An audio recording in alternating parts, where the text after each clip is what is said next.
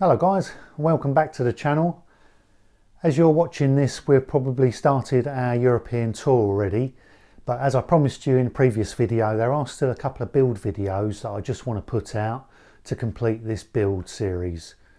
One of those is the gas bottle chamber, where we've got our refillable gas cylinder.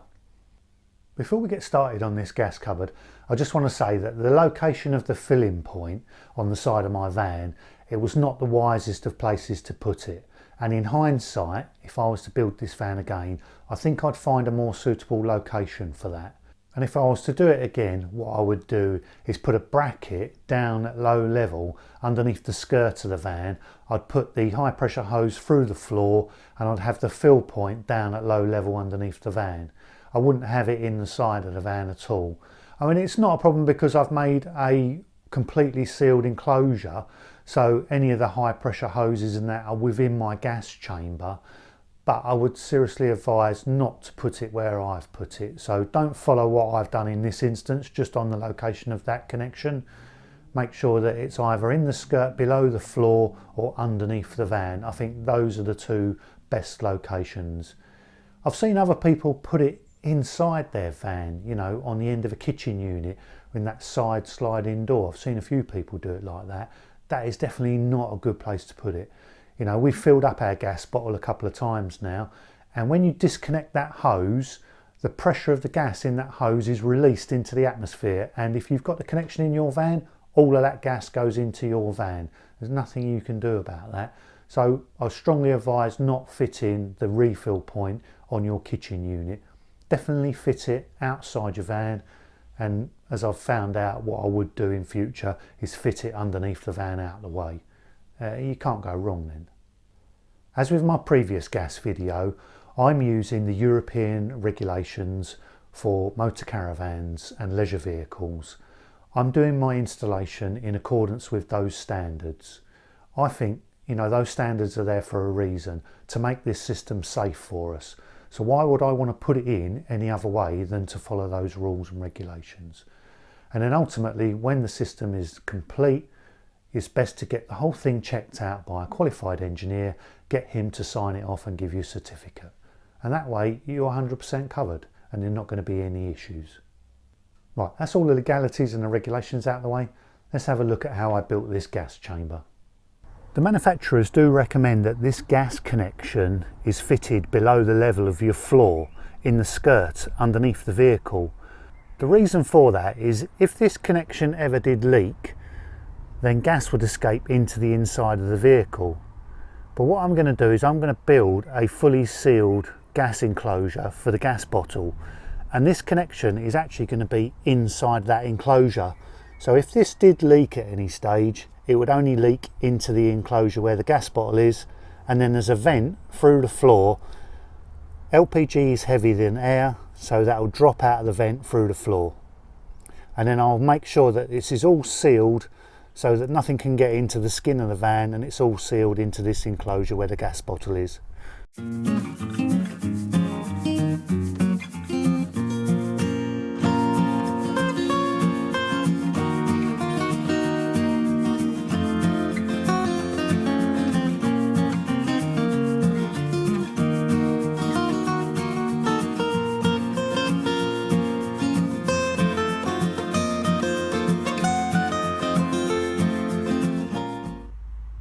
This manifold to put in here, which eventually will be inside the gas cupboard.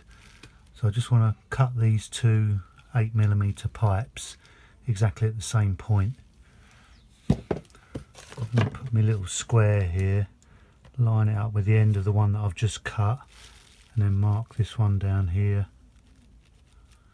and then we'll cut that one in the same position with these little copper cutters.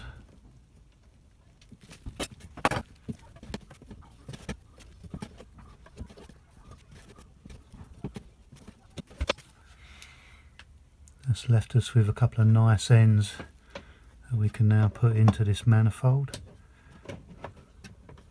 And what we can do now is we can fix that in position. Pop a screw in there, and then we can make those joints good. This is the regulator. This takes the high pressure gas and brings it down to 30 millibars.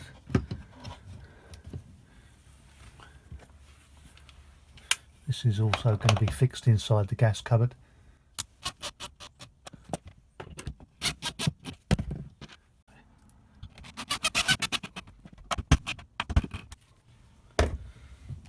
It's nice and solid. And then off the top of the regulator on the low pressure side, we've got this Truma solenoid valve. I'll make that on with some Hawk White in a minute, but what that'll do is that'll give us a remote means of shutting off the gas supply. We've got a switch which is in the cab, which is this cable here. I'll join these two cables together. I'll pop the join back through into the void and then seal that with some silicone, and then that'll give us a remote switch with which we can shut the gas off remotely inside the living area. And then we've got a 10mm copper tube from there out, round and down and into our manifold. To make these gas connections, these compression fittings only need a little bit of this Hawk White jointing compound, which is a gas safe compound, and put a little bit of this paste on the olives before making the joint up. And at no point should you put any PTFE tape on these fittings, as all that'll do is restrict you from tightening this joint up. Just a little bit of jointing compound is all that's needed. Okay, so this is the gas setup in the cupboard before we actually put the cupboard in. Coming in from outside, this is our hookup.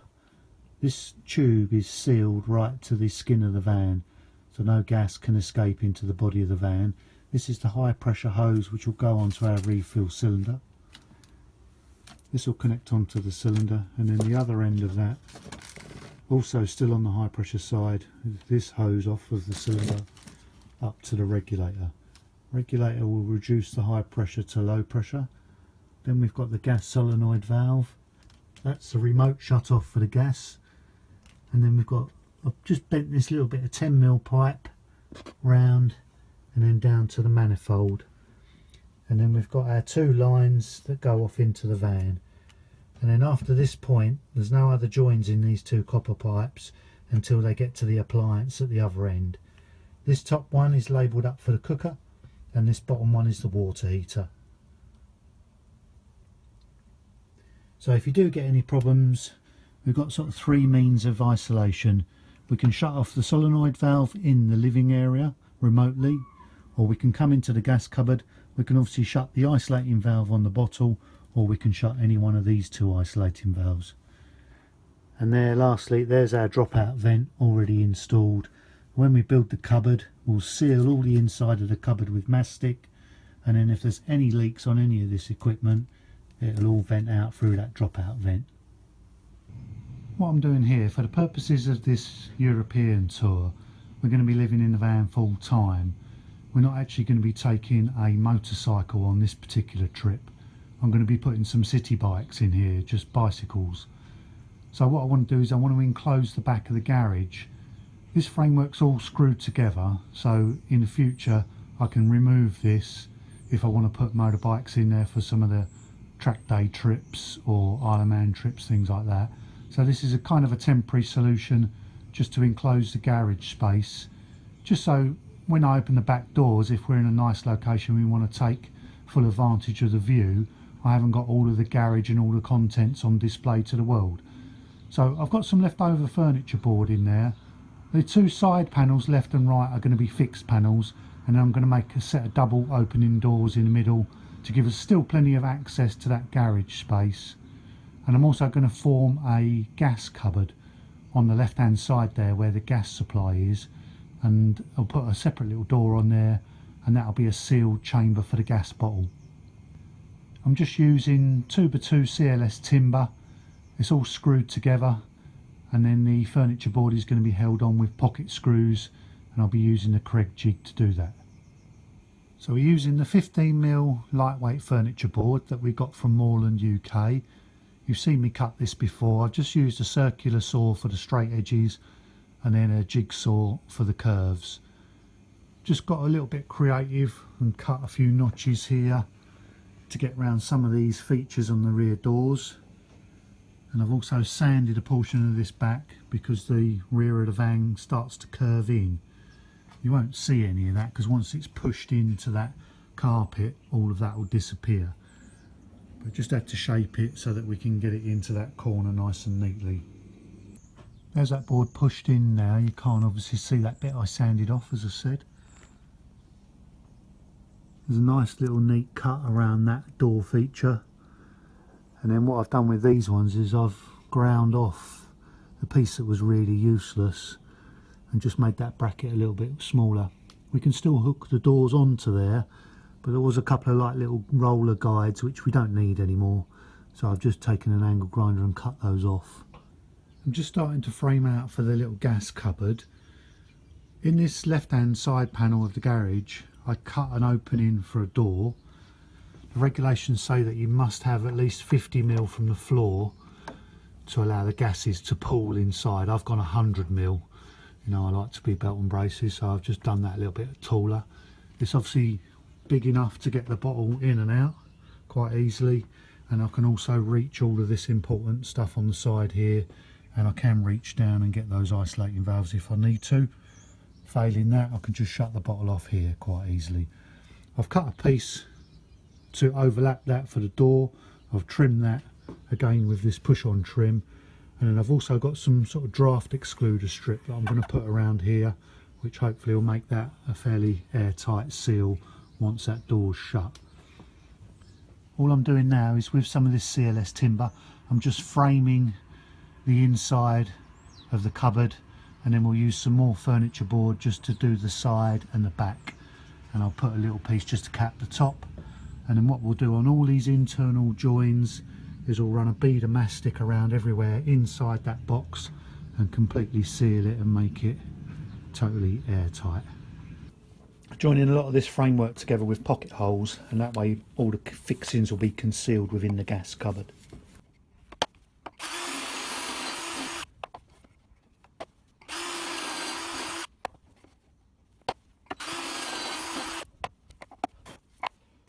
This section of framework that I'm just screwing to the floor here, it will also help secure the bottom of the bottle, as well as give me something to fix the furniture board to.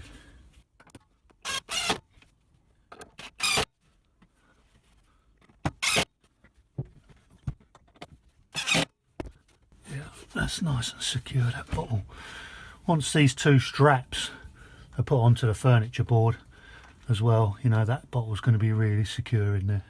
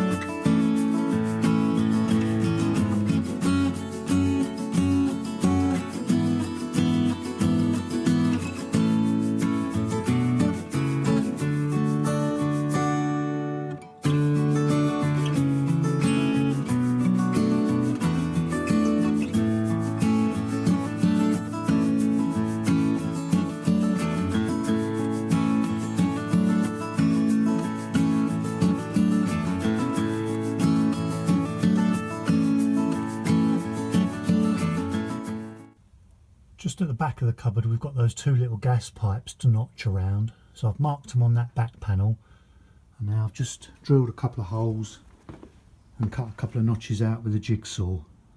Then once that's fitted, we'll backfill all of that with some mastic to make sure it's all gas tight. I want to position the fixings for the gas bottle, so I've put the straps on where I'd like them to be, and then I'll just measure up from the ground to the centre of each bracket and then transfer that to the back wall of the gas cupboard. These are the brackets I'm going to be using to hold this cylinder in the cupboard. Transferred the hole locations onto this masking tape, and then I'm just going to drill some clearance holes for the bolts.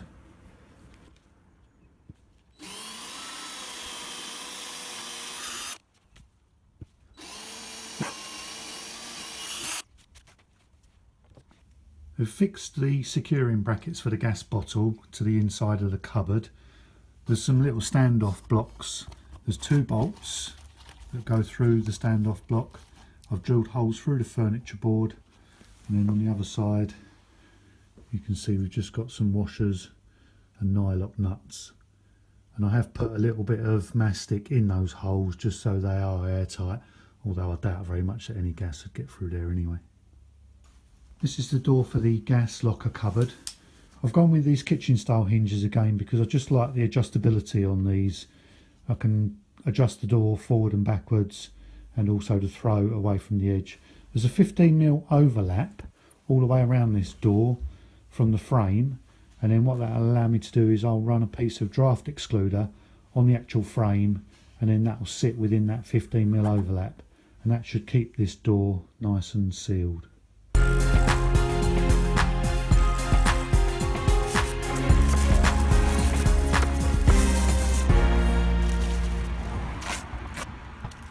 Not sure if you can see this on the video because I've used a clear silicone, but all these joints and all these gaps I've gone round and I've just put a bead of mastic around there, so everything internally within the gas cupboard is sealed, so there's no cracks that any gas can leak out into the van. The only place they can go out is through that dropout vent. This is what I've used to seal around the LPG cupboard. It's got an E-shaped profile, so there's 3 ridges, and it's a rubber seal with a self-adhesive back. And then I've just gone all the way around this door, and then the overlapping door will fit nice and tight to that. And what I can do is I can adjust these hinges and pull it in so it's nice and snug on the hinge side, and then adjust the door catch and pull it in nice and tight on the door side. So here's the gas cupboard complete. Got the outside of the cupboard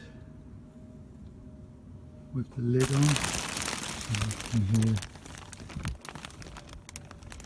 It's all internally fixed. Each seam's had a really good bead of silicone on it, so it's totally gas tight. As you can see, it's mostly formed with pocket hole Kreg screws on the inside. And then all these joints have gone over with some clear silicone. I know it's difficult to see on here, but that is all sealed internally. And there's the 2 brackets that hold the cylinder in place and the dropout vent. 2 isolating valves for the cooker and the boiler, 30 millibar regulator, and there's that Truma solenoid valve, and the switch in the cab shuts that off. High pressure line in, and the high pressure line to the regulator. Just let the silicone go off now, and then we can put the bottle in place, and then we can go and fill up. We're fitting the Truma level control device to the gas bottle. Most gas bottles work on a little gauge on top, and a lot of them work on pressure. This Gaslow bottle is actually a mechanical gauge. A lot of them aren't very accurate when the bottle gets quite low. However, this Truma level control device works on an ultrasonic signal. It's magnetic, sticks to the bottom of the cylinder, and via ultrasound it can tell exactly how much liquid there is in the gas bottle. And then it's Bluetooth, so it connects to the iNet box and to the Truma app on your mobile phone, so we can remotely see exactly how much gas we've got on the app. And we don't have to come to the gas locker at the back of the van to see how much gas we've got left in the bottle. This is the level device, which is magnetic, and it simply just sticks onto the bottom of the cylinder. There's not much space underneath the gas bottle, so to stop the Truma level device from touching the floor, they provide these little brackets which lift the bottle up.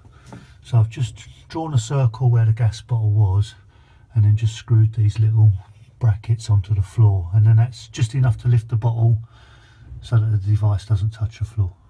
So the current gas regulations for motorhomes state that you must have 2 means of securing the bottle, one at high level, one at low level, and these straps You must be able to undo these by hand.